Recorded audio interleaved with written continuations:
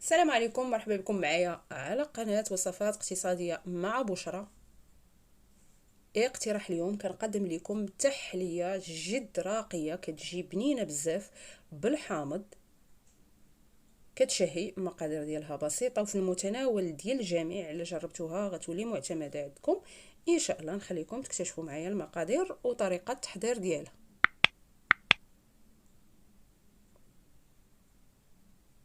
بالنسبة للمقادير ديالها كنحتاجو نصف لتر من الحليب السائل، ساشي ديال فلان بنكهه ديال الفاني، 2 معالق كبار ديال سكر حبيبات لان الفلان اللي خدمت به مسوس ما فيش سكر، 2 معلقه كبيره عامره مزيان ديال النشا. وهنا عندي حامضه كبيره اللي غسلتها مزيان وحكيت لها القشره الفوقانيه الصفراء.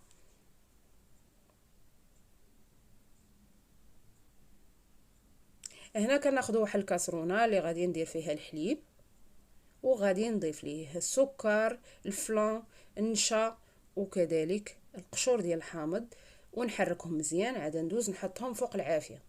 هنايا انا راه التحليه درتها بالحامض، راه ممكن ديروها حتى بالبرتقال، يعني تعوضوا يعني القشور ديال الحامض بالبرتقال. وفي الاخير غادي نوجدوا طبقه ثانيه بعصير الحامض، ممكن ديروا عصير البرتقال، يعني بجوج كيجيو زوينين وهذا هو وقتهم وكتجي بنينه بزاف.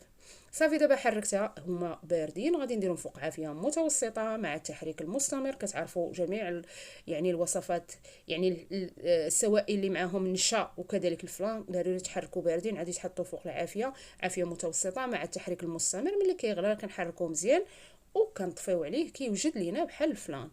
صافي دابا ملي وجد غادي ندوزو مباشره وهو سخون نوجدو الكؤوس ديال التقديم باش غادي نخويو فيه، مخليوش حتى يبرد لينا وكيقبط راسو. هنا خديت كؤوس ديال التقديم يخرج لي 4 ديال الكؤوس كبار ديال التحليات. كندوزو مباشره. وهنا يعني هذاك الخليط سخون كنخويه في الكؤوس بالتساوي. من بعد ما كنخوي في الكؤوس كنخليهم حتى ياخذوا درجه حراره المطبخ، ومن بعد كندخلهم الثلاجه يبردوا باش ندوزو نوجدوا الطبقه الثانيه ملي تبرد لينا هاد الطبقه الاولى.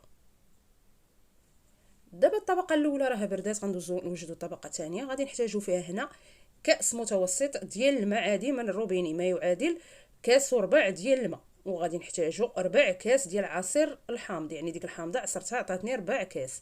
وغادي نحتاج هنايا عندي معلقه كبيره عامره مزيان مقوبه ديال النشا، وعندي 2 معالق كبار ديال سكر حبيبات، وعندي النكهه ديال الحامض. هنا راه كيف قلت لكم ان هنا ممكن تعوضوا عصير الحامض والنكهه ديال الحامض بالنكهه ديال البرتقال وعصير البرتقال. النكهه ديال الحامض هذاك الحكيك كناخذوه من عند الناس كيبيعوا مواد الحلويات ب5 ديال الدرهم، راه كيدينا مده طويله.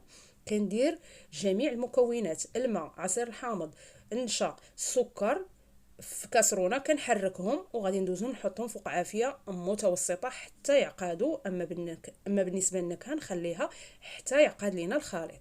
كنبقاو نحركوا على عافيه متوسطه بعد ما حركناهم هما باردين حتى داب لينا السكر والنشا. من بعد كنحركوهم حتى كيعقادوا، ضروري نبقاو نحركوا حتى كيعقاد لينا الخليط. ملي كيعقد الخليط كندوزو مباشره كناخذوا 4 معالق صغيره ديال النكهه ديال الحامض، كنضيفوها لهذاك الخليط وكنحركوه حتى كتعطينا اللون وكذلك النكهه. كنحركو صافي وكنطفيو. هذا هو القوام ديالها. مباشره وهي سخونه كنخرجوا التحليه الاولى اللي الطبقه الاولى ملي قبطات راسها، كي كتشوفوا معايا راه قبطات راسها وبردات. غادي نخويو ليها الطبقه الثانيه، ضروري حتى تقبط راسها تتبرد وتقبط راسها. لما قبطاتش راسها ودرتو فوق منها مباشره غادي تخلطوا لكم.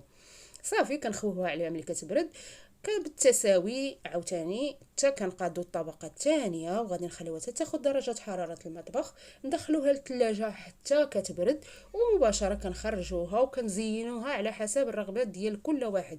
في الاخر انا غادي نشارك معكم باش زينتها تحليه اللي كتجي راقيه سهله جد اقتصاديه، المكونات في المتناول ديال الجميع، وغادي تعجب الكبير والصغير. تبرد ونتلاقى. وهذا هو الشكل النهائي ديال التحليه ديالي بعد ما بردات. زينتها هنايا عندي شويه ديال الكريمه زينتها بها على شكل وريدات من الفوق، وعندي شويه ديال فرومبواز في المجمد درتهم من الفوق. التزيين كيبقى اختياري كي كتشوفوا.